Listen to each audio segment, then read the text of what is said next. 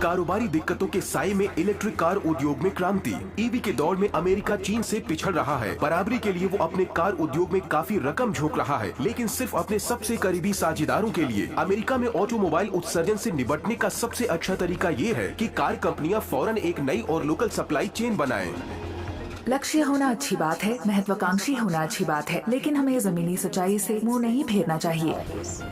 बदलते कारोबार के इस एपिसोड में हम अमेरिका के इलेक्ट्रिक वाहनों के सब्सिडी प्रोग्राम, पूरे अमेरिकी महाद्वीप में इलेक्ट्रिक कार बनाने की होड़ और कैसे बढ़ते व्यापारिक विवाद अमेरिका और वैश्विक कार कारोबार के डीकार्बनाइजेशन को धीमा कर सकते हैं, इन सब पर नजर डालेंगे। हमारा सवाल है, क्या उत्तरी अमेरिका खुद की इलेक्ट्रिक कार क्रांति शुरू कर सकते? हम साउथ कैरोलिना के स्पार्टनबर्ग से शुरुआत करते हैं। ये अमेरिका में 90 के दशक की शुरुआत से जर्मन कार निर्माता BMW का सबसे बड़ा कारखाना है। यहाँ से रोजाना 1500 कारें बनकर निकलती हैं। अब बदलाव के चलते $1 अरब की लागत से यहाँ इलेक्ट्रिक गाड़ियों की नई असेंबली लाइन तैयार हो रही है।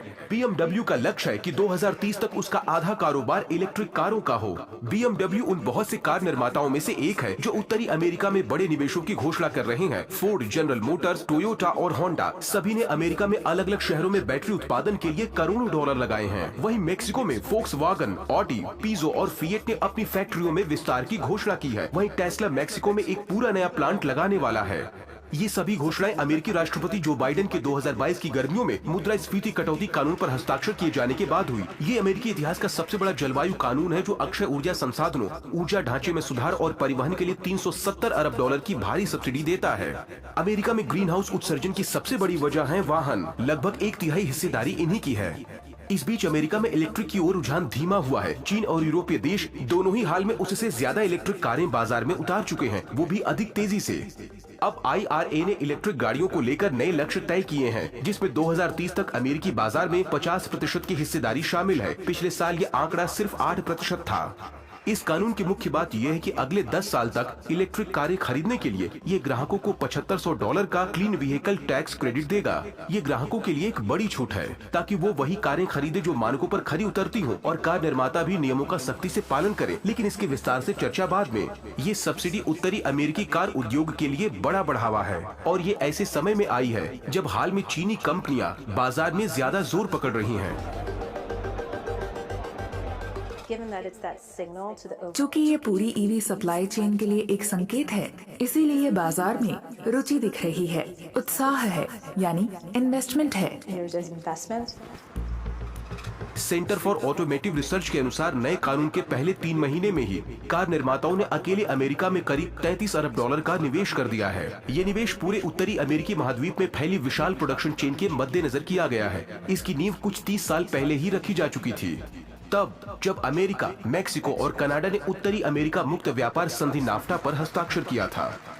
तीनों देशों को भरोसा था कि व्यापारिक प्रतिबंधों में ढिलाई से हर देश ज्यादा समृद्ध होगा, लेकिन इसका विरोध भी काफी हुआ। खासकर ऑटोमोबाइल कर्मचारी यूनियन चिंतित थी कि इससे बाजार में विदेशी उत्पाद ज्यादा घुसने लगेंगे, जिससे स्थानीय उत्पादन को नुकसान होगा। तो उन्होंने एक नियम निकाला कि वाहन की कुल कीमत का करीब 62.5% हिस्सा उत्तरी अमेरिका में ही बनाना होगा। इसी के चलते नाफ्टा ने महाद्वीप के एक कोने से दूसरे कोने तक ऑटोमोबाइल प्रोडक्शन चेन बना दी। इससे मैक्सिको दुनिया में सबसे तगड़े ऑटोमोबाइल उत्पादन वाले देशों में शुमार हो गया।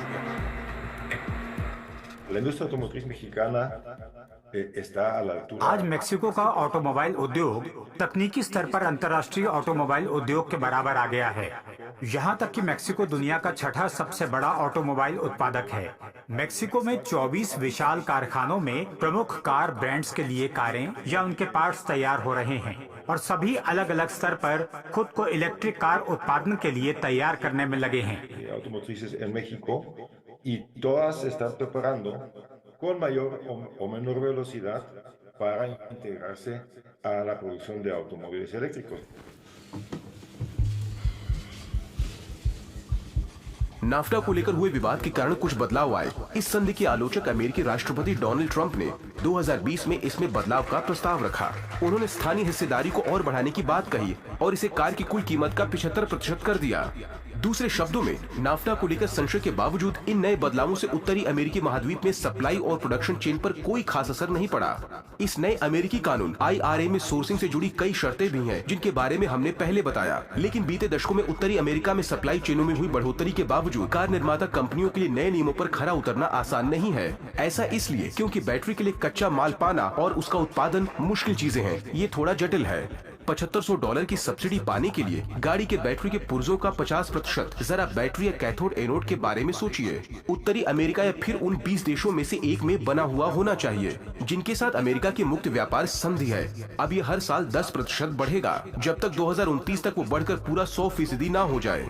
गाड़ी के लिए मिलने वाली छूट का दूसरा हिस्सा पुर्जे बनाने में लगने वाले दुर्लभ खनिजों पर निर्भर करता है, जैसे कॉपर, निकल, ग्रेफाइट और कोबाल्ट। इस साल इनमें से 40% उत्तरी अमेरिका या मुक्त व्यापार वाले दूसरे देशों का होना चाहिए। ये आंकड़ा भी सालाना 10% की दर से बढ़ेगा, तब तक जब तक ये 80% तक नहीं पहुंच जाता। निर्माताओं के सामने एक और चुनौती भी है। आखिर में सभी गाड़ियां उत्तरी अमेरिका या मुक्त व्यापार वाले अमेरिकी साझेदार देशों में ही असेंबल होनी चाहिए। और फिर 2025 की शुरुआत में नए कानून के तहत सोर्सिंग कंपोनेंट और खनिजों को चीन से मंगवाने पर पूरी तरह रोक लग जाएगी।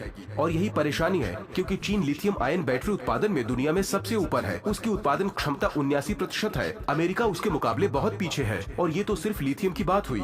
उत्पादन का वैकल्पिक तरीका खोजना भी आसान नहीं। अपने व्यापारिक साझेदार कनाडा, ऑस्ट्रेलिया और चिली की तरह ही अमेरिका के पास कुछ दुर्लभ खनिज हैं, लेकिन विशेषज्ञ मानते हैं कि उन्हें निकालने और रिफाइन करने के मामले में ज्यादातर देश शुरुआती दौर में ही हैं। एक ऐसी प्रक्रिया जो गंदी और मुश्किल दोनों है। So we're not looking at any quick solution. यानी अगर हम सभी चीन के साथ व्यापार नहीं करेंगे वाली नीति पर चलते हैं, तो फिलहाल हमें इस पूरे बैटरी उत्पादन के इस मुख्य कंपोनेंट का कोई और विकल्प नहीं दिख रहा है। We're not going to do business with China. यूरोपीय संघ और जापान के कार निर्माता अमेरिकी मुक्त व्यापार संधि का हिस्सा नहीं है और वो सोर्सिंग की जरूरतों और असेंबली पर काफी ध्यान दे रही हैं। लेकिन माना जा रहा है कि सभी कार निर्माता कंपनियां नियमों को लेकर परेशान रहेंगी। इलेक्ट्रिक कार इंडस्ट्री काफी बड़ी है। इसमें कई भागीदार हैं और जैसा कि कहा जाता है कि आपको इसमें घुसने के लिए सभी का साथ चाहिए। इस नजरिए से देखें तो गौरतलब है कि अगर ज्यादा छूट हासिल करनी है तो तेजी से इलेक्ट्रिक सेक्टर में घुसना कितना मुश्किल हो सकता है। लेकिन कंपनियों के सामने सोर्सिंग से भी बड़ी समस्याएं हैं। IRA की समय सीमाओं का पालन करते हुए पुराने कर्मचारियों को बचाए रखना और नए कामगारों की खोज काफी मुश्किल होने वाला है। स्पार्टनबर्ग स्थित BMW प्लांट में इलेक्ट्रिक ट्रांजिशन का प्रमुख हिस्सा है ट्रेनिंग। पिछले साल कंपनी ने रोबोटिक्स और इलेक्ट्रिफिकेशन के प्रैक्टिकल कोर्सेज के लिए $2 करोड़ की लागत से एक फैसिलिटी शुरू की। विशेषज्ञ कहते हैं इंटरनल कंबशन इंजन से सीधे इलेक्ट्रिक सिस्टम पर स्विच करना कोई छोटा बदलाव नहीं है। इसमें व्यवहारिक तौर पर कार उत्पादन के सभी पहलू शामिल हैं। इन कारों की डिजाइनिंग अलग है, बनाने का तरीका अलग है। इस गाड़ी को बनाने के पूरे प्रोसेस में सभी चीजें अलग हैं। यहाँ तक कि इसके पुर्जों को भी अलग तरीके से जोड़ा जाता है। हम लॉजिस्टिक्स वाले वर्करों को भी ट्रेनिंग देते हैं। हर उस वर्कर को ट्रेन करते हैं जो कार के उस छोटे से छोटे टुकड़े को छूता है जो इंटरनल कंबशन से लेकर हाई वोल्टेज कंबशन तक या फिर गाड़ी चलाने या उसकी टेस्टिंग प्रक्रिया के काम में आता हो। जापान से लेकर भारत और अमेरिका तक कम वक्त में ऐसे कर्मचारियों की भर्ती करना बड़ी चुनौती है, खासकर जब कंपनियां अमेरिकी कानून IRA से ज्यादा पैसा पाने की होड़ में लगी हों। मेरे ख्याल से यह बहुत जरूरी है। इस बात में कोई शक नहीं है कि बीते कुछ सालों में और खासकर पिछले 1 साल में इस बदलाव ने रफ्तार पकड़ी है। इसे लेकर बड़ी बड़ी नीतियां लाई जा रही हैं, जैसे मुद्रास्फीति कटौती कानून IRA। साथ ही यूरोप और दुनिया के दूसरे देश ऑटो उद्योग के अलग अलग विभाग में इलेक्ट्रिफिकेशन को बढ़ावा देने के लिए जोर लगा रहे हैं। यानी अगले 3 से 5 सालों में कंपनियों को किसी भी तरह अपने प्रोडक्शन टारगेट पूरे करने होंगे और उसके लिए उन्हें चाहिए होंगे कर्मचारी। इसी बीच एक बड़ा सवाल ये है कि असल में पारंपरिक कारों के मुकाबले इलेक्ट्रिक कार बनाने की प्रक्रिया में कम लोगों की जरूरत होती है। तो भले ही कंपनियां अपने मौजूदा वर्करों को फिर ट्रेनिंग देकर काम करवा रही हैं, लेकिन भविष्य में उनमें से कम ही लोगों की नौकरियां बच पाएंगी। इसका मौजूदा कर्मचारियों पर वाकई कितना असर होगा और क्या ये बदलाव आसानी से हो जाएगा या ज्यादा उठापटक वाला होगा, इसे लेकर अलग अलग अध्ययन है।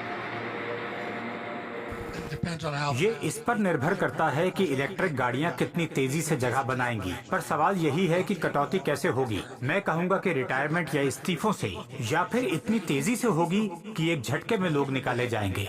Real layoffs. उत्तरी अमेरिका के कार निर्माता क्या वाकई इस तेजी से इलेक्ट्रिक कारें बना सकेंगे या नहीं, ये तो वर्करों और सोर्सिंग पर निर्भर करेगा, और इससे तय होगा कि अमेरिका का ऑटो सेक्टर कितनी जल्दी कार्बन मुक्त होगा। सेंटर फॉर ऑटोमेटिव रिसर्च ने चेतावनी दी है कि अमेरिकी कानून IRA के कारण ईवी बाजार कमजोर पड़ सकता है। वो सप्लाई चेन और नियमों की दिक्कतों का हवाला देते हैं। दूसरे शब्दों में, अमेरिका के लिए अपने ऑटो सेक्टर में बदलाव का सबसे अच्छा तरीका है इस प्रोग्राम को बेहतर ढंग से डिजाइन करना।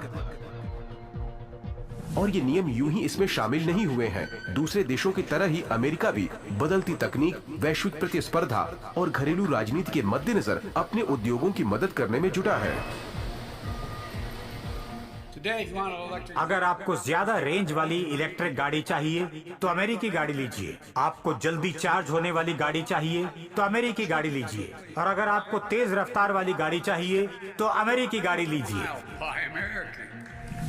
इस दौर में जहां हर इलेक्ट्रिक गाड़ी अहमियत रखती है, वहां विकल्पों में कमी करने का उल्टा असर हो सकता है। This is just another brand of Buy America. ये अमेरिकी उत्पाद खरीदो मुहिम का एक और उदाहरण है।